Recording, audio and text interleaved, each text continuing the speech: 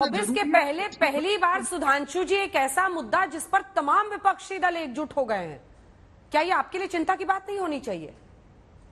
पहला मुद्दा। अंजना जी, ये आपको कैसे लग रहा है पहली बार? ये पहला मुद्दा है। ये हर मुद्दे पे एकजुट है।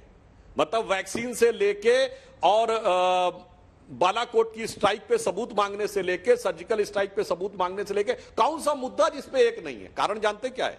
कुछ लोग ऐसे होते हैं जो किसी भी शुभ कार्य में विघ्न डालकर ही संतोष उत्पन्न करते हैं। 21वीं सदी में नया भारत नए स्वरूप में विश्व का सबसे बड़ा लोकतंत्र, मदर ऑफ डेमोक्रेसी, अब एक नया स्वरूप धारण कर रहा है। तो इस शुभ कार्य में विघ्न डालकर ये विघ्न संतोषी लोग संतोष का अनुभव कर रहे हैं अपनी प्रवृत्ति के अनुसार। इस प्रवृत्ति से इनकी निवृत्ति नहीं संभव है, तो पहली बार नहीं कर रहे हैं, ये उत्तरोत्तर यही कार्य कर रहे हैं। वारिस पठान साहब, एक सेकंड, इसके बाद रोहन जी आ रही हूँ। वारिस पठान जी को एक बार इंक्लूड कर लूं। तो ये 20 में आप हैं या 21वें हैं, क्या है? मतलब मामला नहीं समझ में आ रहा। कह रहे हैं कि नहीं जाएंगे उद्घाटन में, स्पीकर से करा लीजिए तो आ जाएंगे, तो स्पीकर तो वहां आ ही रहे हैं। पठान साहब, कुछ समझ नहीं आ रहा आपका? नहीं, अभी देखिए, इन लोगों के लिए तो हम लोग पॉलिटिकल अनटचेबल है, तो कोई फर्क नहीं पड़ता। हम तो हमारी बात रखें, और हमने तो ये कहा है कि अगर प्रधानमंत्री जी नई पार्लियामेंट बिल्डिंग का इनॉग्रेशन करेंगे तो हम नहीं जाएंगे।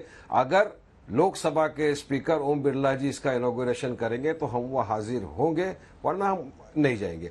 अगर प्रधानमंत्री जी इस नई पार्लियामेंट बिल्डिंग का इनॉग्रेशन करते हैं अंजना जी, तो ये gross violation of theory of separation of power का होगा, ये असंवैधानिक होगा, ये लोकतंत्र डेमोक्रेसी के एकदम विरुद्ध होगा, और ये एक बहुत ही बैड प्रेसिडेंट देश के अंदर सेट होगा कि एक देश के प्रधानमंत्री ने दूसरे का अधिकार छीनकर, जो असली अधिकार है जिसका, वो है लोकसभा के स्पीकर। जो तेलंगाना की राज्यपाल वारिस साहब कह रही हैं कि जब सचिवालय का उद्घाटन हुआ तो मुझे बुलाया तक नहीं गया था, तो फिर वो कैसे सही हो सकता है?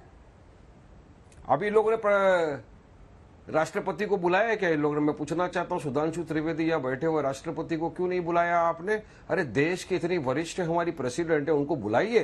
क्योंकि प्रधानमंत्री को मालूम है अगर वो आएंगी तो उनको बाजू में खड़ा रहना पड़ेगा। अरे कभी कभी दिल बड़ा रखना पड़ता है सुधांशु जी, कभी साइड हीरो बन के भी चलना पड़ता है। पिक्चर को हिट करना है तो आप तो बस प्रधानमंत्री सोचेंगे मैं प्रोड्यूसर, मैं डायरेक्टर, मैं हीरो, सब कुछ मैं, तो फिर पिक्चर भी आप अकेले देखिए कहीं बैठ के, सब लोग अलग हो गए आपसे, क्योंकि लोकतंत्र का सवाल है ये। और हम तो कहते हैं एक स्टेप अहेड, अगर प्रेसिडेंट आते हैं, आना चाहिए, उनको बुलाना चाहिए, वो भी इनॉग्रेशन नहीं कर सकते, क्योंकि आर्टिकल 53(1) जो बोलता है वो ये कि प्रेसिडेंट भी जो है वो एग्जीक्यूटिव पावर का एक हिस्सा है, क्योंकि 3 हिस्सों में डिवाइड होता है ना, जुडिशियरी, लेजिस्लेचर और एग्जीक्यूटिव।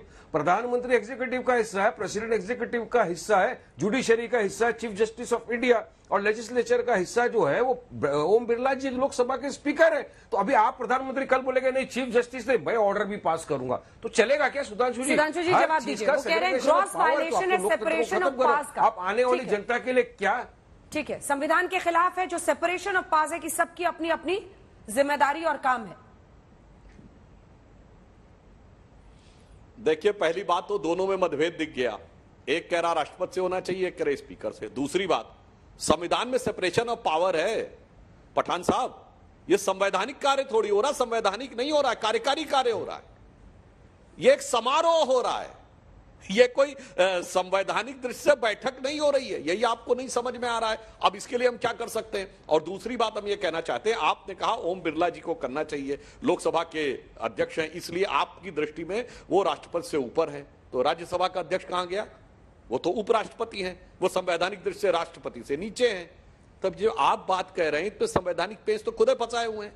वास्तविकता में न संविधान की बात है न लोकतंत्र की बात है, ये केवल अपने इनके मन में भरे हुए मोदी जी के प्रति घृणा और वैमनस्य की बात है, जिसके लिए कोई ना कोई बहाना ढूंढना है। इसी संसद भवन बचाने की बात है, संविधान बचाने की बात है, आने वाली जैसे लोग और कांग्रेस जैसे लोग ये तो यहाँ तक चले गए थे कि संसद भवन के ऊपर जो भारत का राजकीय निशान है उसके ऊपर जो शेर हैं वो ज्यादा आक्रामक नजर आ रहे हैं। इनको तो उस शेर से भी प्रॉब्लम थी, इन्हें शेर बिल्ली जैसे चाहिए थे। पर अफसोस यह है कि इनके जमाने में जब भीगी बिल्ली जैसे बने रहते थे भारत की सरकारें, अब शेर की तरह हो गया है, इसलिए इन सबको समस्या आ रही है और कोई कारण नहीं।